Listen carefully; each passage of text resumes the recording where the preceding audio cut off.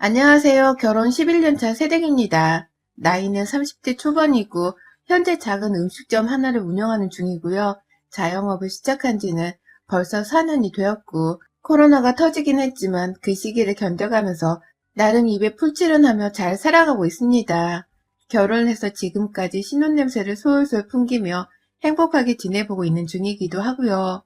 제가 사연을 보내는 이유는 다름이 아니라 저와는 너무 괴리감이 느껴지는 시어머니를 고발하기 위해서입니다. 내 가정에 돌을 던지는 것과 다름없어 보이는 짓이긴 하지만 내 속에 사이다 한 잔을 시원하게 들이부을 수 있는 통쾌한 일이기도 한지라 망설이지 않고 지난 결혼 생활의 사연을 적어보내봐요. 재밌게 읽어주세요. 저희 시부모님은 제가 결혼하기 전부터 저에게 같은 직종에서 일을 하고 있다면서 무지하게 반가워하셨어요. 시부모님께서도 작은 음식점을 운영하고 계셨거든요. 당연히 막 사업을 키우고 있었던 저의 식당과 비교를 했을 때 시부모님이 운영하고 계시는 식당은 엄청 큰 식당이었습니다.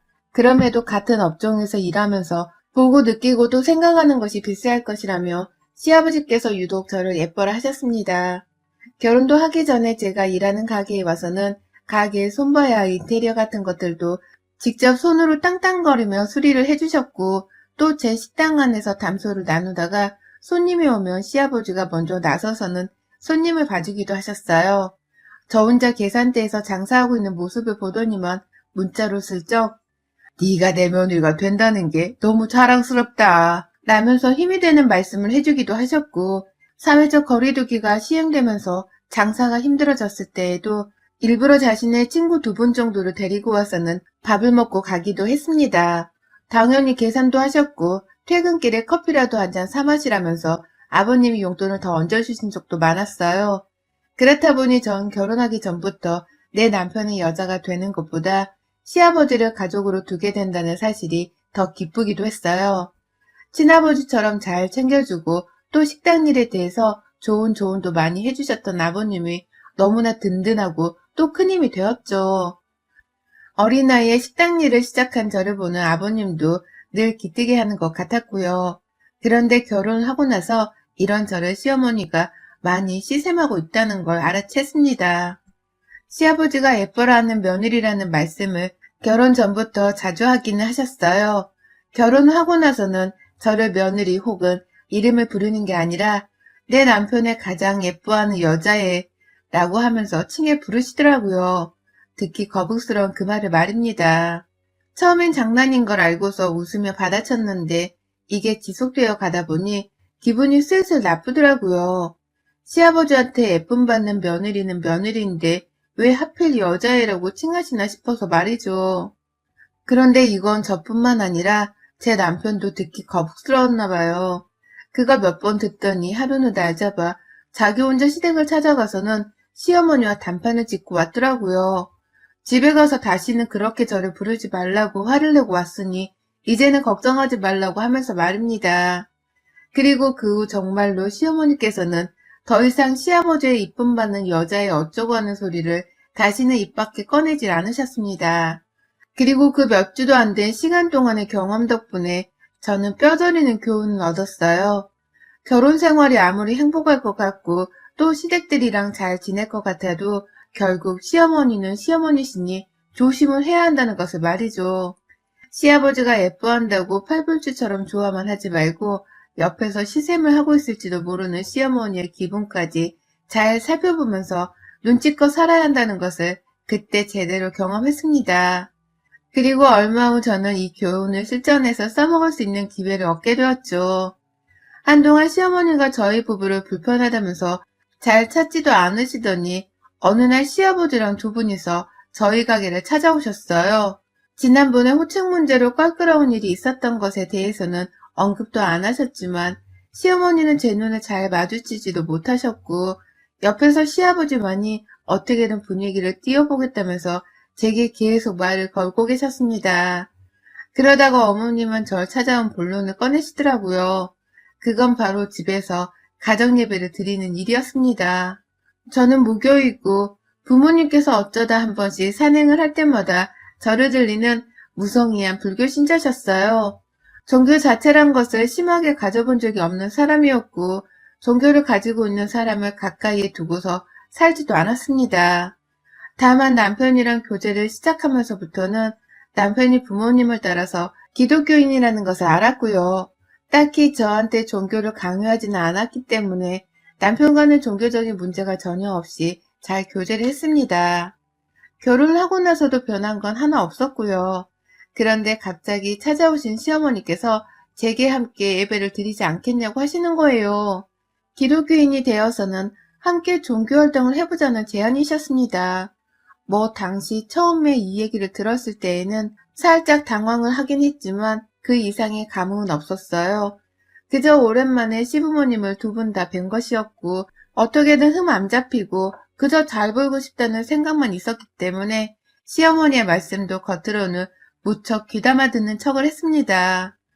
아주 약간 제가 당황해 보였는지 옆에서 시아버지가 네 시어머니가 너한테 강요하는 건 아니고 그냥 얼마 전에 호칭 문제로 서로 오해를 한 것도 있는 것 같으니 잘 지내보고 싶다고 예배를 같이 드리자고 생각한 거야. 그러니까 부담 가지지 말고 네 시어머니를 한번 따라봐.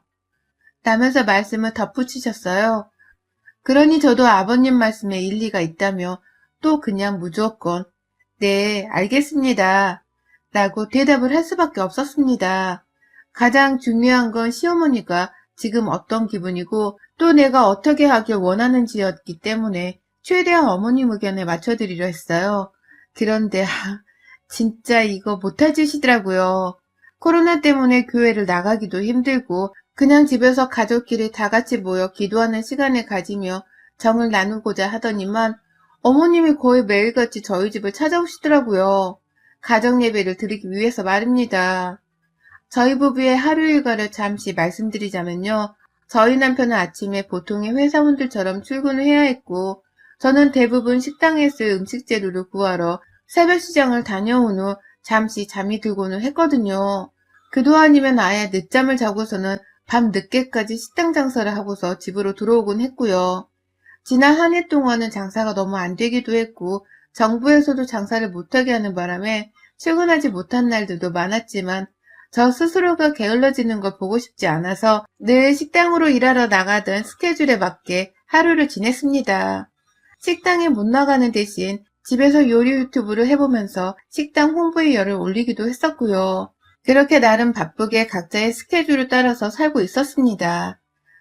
가정예배를 얘기하시던 시어머니께서 그 예배를 드리는 장소로 저희 집을 고르셨더라고요.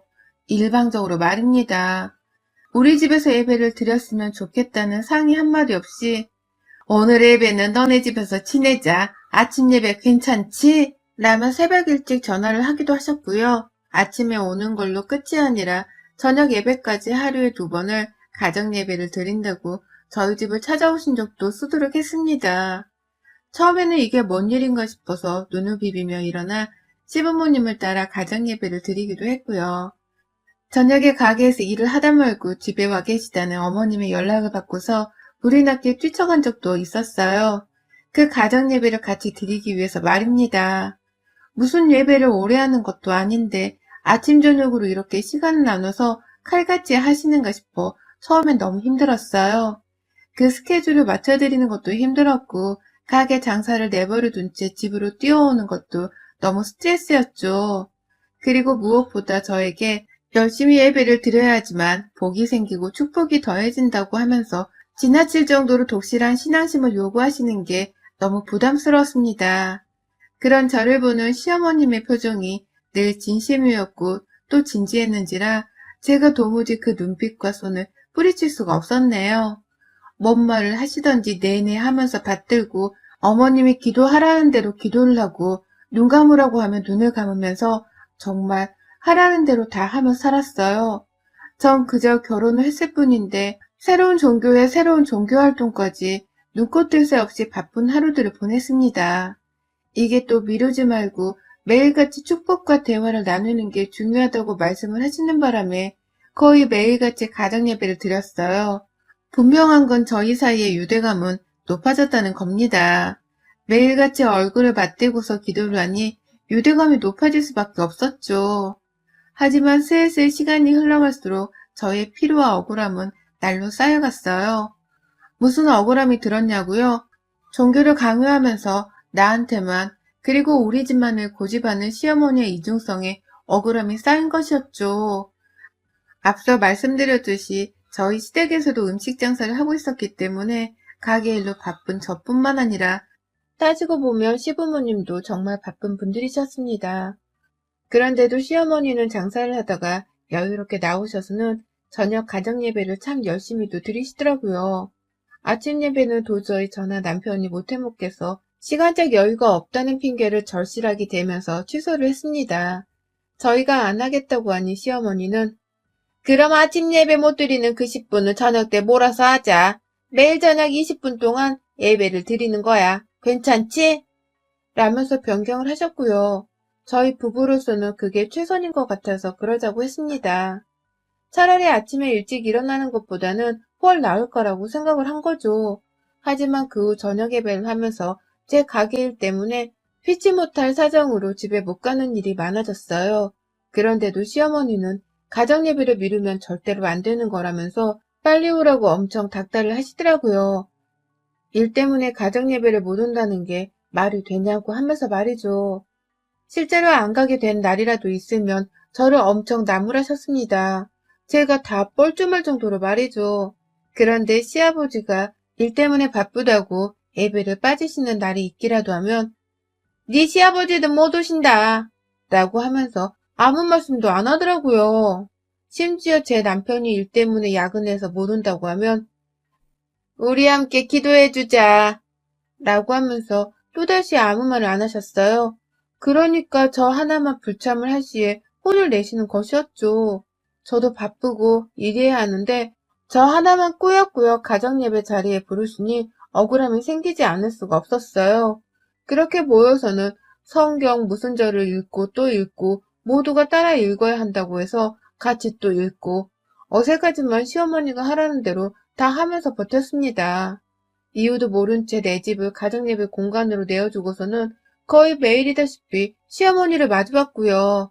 그러다 보니 저도 슬슬 짜증이 밀려오면서 반항심이 생겼어요. 시어머니를 이렇게까지 받들면서 내가 안 믿는 종교를 믿는 척 해야 하나 싶었거든요. 물론 지난 설에 제사를 지내지 않고서 간단한 음식만 만들어 먹으며 지내는 것은 분명 며느리인 저에게는 좋은 점이었습니다.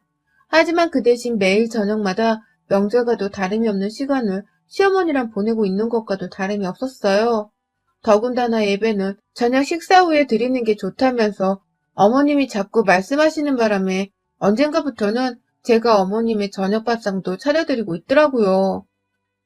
어머님도 예배 시간보다 훨 일찍 저희 집에 오셔서는 밥을 얻어먹겠다는 자세로 우두커니 거실에 앉아 계셨고요. 그러면 저는 일을 하다가 어머님이 오셨다는 말씀을 듣고 집에 와서는 저녁밥을 차리거나 아예 저희 식당에서 밥거리를 싸가다가 집에서 함께 식사를 해야 했습니다. 진짜 결혼을 안 하는 게 차라리 나았겠다 싶을 정도로 시어머니를 볼 일이 너무 많았어요. 그 와중에도 시어머니는 저 하나만 무조건 예배를 오게 해야 한다면서 닥달을 하셨고 시아버지랑 남편이 일 때문에 예배에 참가하지 못한다고 하면 아무 잔소리도 하지 않은 채 그냥 침묵을 일관하셨어요. 오히려 기도를 하는 동안에는 우리 집 남자들의 일이 잘 풀리게 해달라는 기도를 올리기도 하셨고요. 그쯤 되니 혹 시어머니가 나를 골탕 먹이려 이러시는 게 아닌가 싶었습니다. 너무 적나라히 나한테만 종교와 예배를 강요하는 그 모습을 보니 그러고도 남을 것 같았어요. 게다가 이 집안에서는 저 혼자만 기독교인이 아니었는지라 혹 나의 종교를 어떻게든 바꿔보기 위해서 가정예배를 강요하시는 게 아닐까도 싶더라고요. 생각해볼수록 있는 모든 가능성을 열어두고서는 전 그렇게 시어머니를 향한 원망을 점점 키워나갔습니다. 우리 집에서 그만하자는 말씀도 드려봤고 저도 일이 중요하기 때문에 일을 하게 내버려두라 말씀도 슬쩍 꺼내봤었는데요. 그때마다 제 말을 못 들은 척 하면서 기도만 하려 하시던 어머니께서 하루는 제가 일 때문에 못 간다고 아예 선포를 한 그날 식당으로 찾아오셨어요. 너 내가 가정예배 빼먹으면 안 되는 거라고 했지? 그건 한번 미루기 시작하면 큰일 나는 거야. 집착을 하는 게 아니라 겨우 20분 기도하러 오는 것에도 정성을 못 쏟는 네 태도가 짜증이 나서 혼 좀 내야겠다. 라고 하면서 말해줘. 그때 식당 안에 막 손님을 받아서 두 테이블에 6명 정도의 손님이 계셨는데요. 다짜고짜 그러고 소리치며 들어오셔서는 하나님 어쩌고 기도 어쩌고 하는 소리를 해대시니 제 얼굴이 다 화끈거렸습니다. 겨우 손님들께 양해를 구하고서는 밖으로 나오니 시어머니는 저를 따라 나오면서 그게 어디 가서 죄송하다고 사죄해야 할 일은 아닌데 왜 네가 손님들한테 양해를 구하니? 너 내가 창피하니? 라고 하면서 쪼아대시대요. 그러니 저도 남의 가게 앞까지 찾아와서 더 이상 소란을 피우시지 말라면서 한바탕 소리를 질렀죠. 어머님, 저도 할 만큼 하고 있잖아요. 일까지 접어두고 기도하러 오라는 게 무슨 말이에요, 도대체. 라고 하면서 말이죠. 저의 이 한마디에 시어머니는 바로 입을 꾹 다무시고는 가게를 떠나셨고요. 저는 그렇게 어머님이 가시는 걸 분명히 확인하고 나서야 가게에 들어갔어요. 가게 손님들이 다 나가시고 나서는 도저히 마음이 속상해서 일에 집중도 안 되었고 마감 시간 1시간 정도 앞당겨서는 일찍 문을 닫고 집으로 갔어요. 그런데 아이고, 잠시 핸드폰이 방전으로 꺼져 있었는데 집에 가서 충전을 하려고 보니 시어머니가 여태 저희 집에 계시대요. 남편은 옆에서 내 문자 안 봤어? 라면서 난처하다는 듯 절 보고 있었고요. 글쎄 시어머니가 저랑 그렇게 식당 앞에서 헤어지고 난 후 집으로 와서는 여태 가시지도 않고 제 욕을 한 사발 하셨나 보더라고요. 뒤늦게야 퇴근하고 온 남편은 제가 와봤자 싸움만 일겠다 싶어서 웬만하면 집에 늦게 오라는 문자를 보냈던 것인데 하필 제 핸드폰이 방전이 된 바람에 제가 그걸 확인하지 못했습니다. 이게 무슨 타이밍인가 싶기도 하고 여태 저한테 미안한 마음보다 화난 마음이 더 들어서는 씩씩대고 있는 시어머니의 꼴이 우스워 보이기도 했습니다. 속에서 천불이 일어나는 기분이 들길래 아, 그만 좀 하시지 라면서 저도 모르게 혼잣말을 내뱉어 버렸어요. 그러자 그 순간 저는 제 집안에서 악마를 보았습니다. 그렇게 감사, 용서, 그리고 사랑을 외치시더니만 시어머니는 다짜고짜 저에게 달려와 제 뺨을 내리치시대요. 너 내가 기도 똑바로 하고 살자고 누누이 말했잖아. 가정예배라는 게 그렇게 네 멋대로 빼먹으면서 하는 게 아니라고 내가 말했잖아. 왜 못 알아들어? 라고 하시는데 뺨을 맞은 채로 남편과 눈이 마주쳤다가 눈물이 반쯤 눈에 고였어요. 내가 왜 힘들게 일하고 와서는 시어머니께 뺨이나 맞을 만큼 욕을 얻어먹어야 하나 싶기도 해서 말이죠. 그러자 남편은 아니 나도 못 갔고 아빠도 일한다고 못 갔는데 왜 이 사람한테만 그래? 일하다가 기도한다고 중간에 올 순 없잖아. 그러면 예배 시간을 한참 후로 좀 늦추기라도 하던가. 라면서 시어머니를 나무랐는데요. 저로서는 남편의 그 말 한마디도 너무 짜증이 났습니다.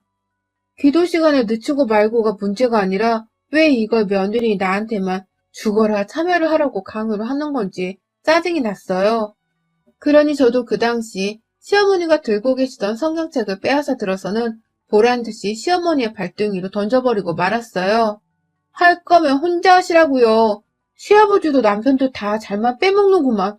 왜 나는 자꾸 안 된다고 하는 건데 왜 자꾸 나한테만 강요를 하냐고. 라면서 던진 성경책을 한 번 더 던져주겠다면서 떨어진 책을 주우러 다가가니 시어머니는 어디에 손대를 하냐면서 그 책을 받자마자 자기 등 뒤로 숨기시고 아휴 정말 짜증이 치솟다 못해 말도 못할 지경이었어요. 그러고는 바로 시아버지한테 전화를 드렸죠. 아버님, 저 아버님한테도 너무 실망스러워요. 저 가게 일하는 거 누구보다 자랑스러워하고 또 기특하게 바라봐 주셨으면서 왜 어머님이 자꾸만 저 가게 운영하는 거 방해하시고 가정예배를 드리라고 강요하시는 걸 말리지도 않으세요? 저는 한번 빼먹기라도 하면 오만 욕은 다 얻어먹는데 아버님은 가게 보신다고 마음대로 불참도 하시고 아버님 저한테 뭐 화난 거 있으세요? 라고 하면서 일부러 시어머니가 아닌 시아버지한테 전화를 해서는 보란듯이 하소연을 했습니다. 나를 그래도 더 아껴주고 예뻐라 해주며 이해를 해주시는 분이셨기 때문에 아버님만큼은 제 얘기를 더 이성적으로 들어주실 거라 생각을 했습니다. 시어머니는 미친 사람처럼 제 말을 절대로 들어주지 않을 거란 확신이 있었고요. 그런데 참 시아버지의 대답이 놀라웠어요. 시아버지는 가정예배를 드리고 있다는 건 잘 알았지만 시어머니가 저한테 강요를 하다시피 매일 나오게 하고 있는 줄은 전혀 모르셨더라고요. 아예 알지도 못하시고서는 근데 아직도 니들 가정예배를 드리고 있었냐? 난 하다가 흐지부지 돼서 더 이상 안 하고 있는 줄 알았는데 라고 하시더라고요. 그제서야 저도 재차 확인을 했습니다. 시어머니가 정말 나 하나한테만 가정예배를 강요하면서 일부러 나를 못살게 굴기 위해서 종교적 활동에 대한 강요를 해오셨다는 것을 말이죠.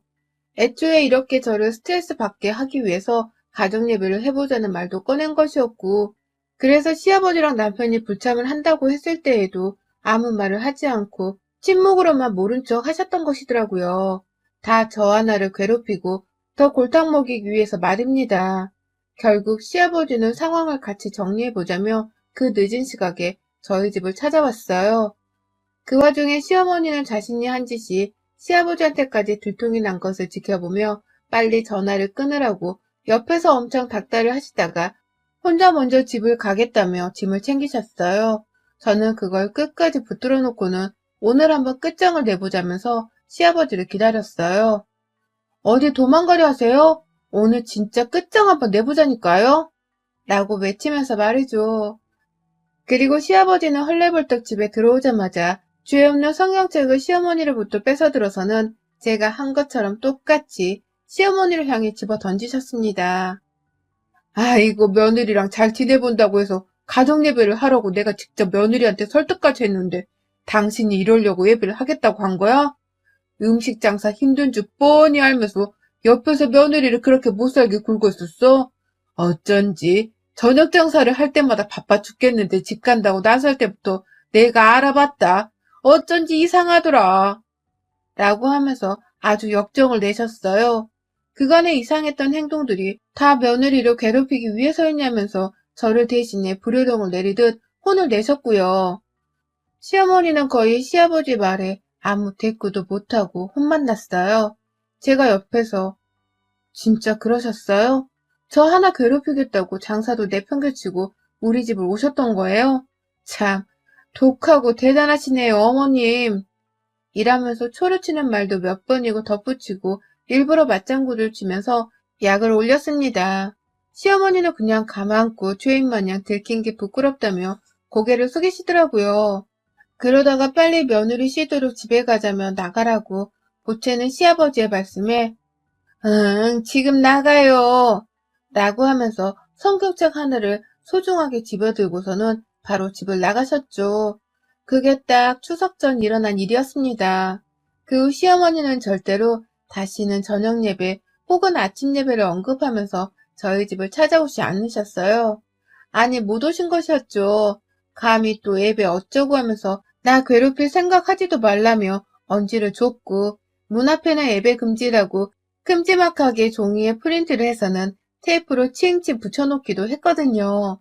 그 후 추석이 되었을 때에도 저희 부부가 시댁에 안 간 바람에 시어머니 얼굴을 뵐 수는 없었어요.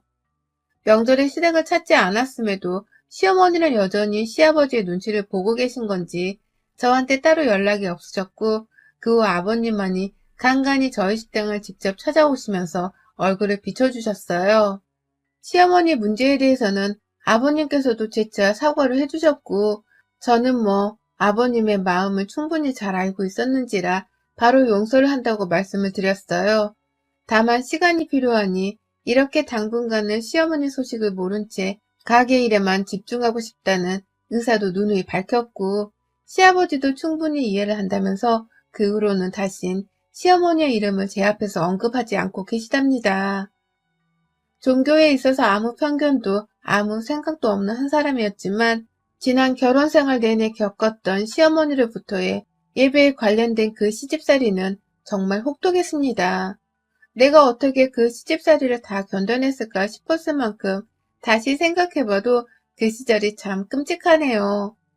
저는 요즘 십자가만 봐도 괜히 심장이 벌렁거리고요. 시어머니 비슷한 외모의 또래분들만 보아도 괜히 눈을 피하고 자리를 피한답니다. 저 진짜 시어머니께 된통 당하긴 당했던 것 같아요. 이제라도 그 괴롭힘에서 든든한 아버님을 곁에 둔 채 벗어날 수 있게 되어 천만다행인 듯 합니다. 그와 더불어 저는 문 앞에 붙여져 있는 예배 금지 종이도 당분간은 절대로 떼지 않을 거예요. 여러분의 생각은 댓글로 남겨주세요. 오늘도 시청해 주셔서 정말 감사합니다.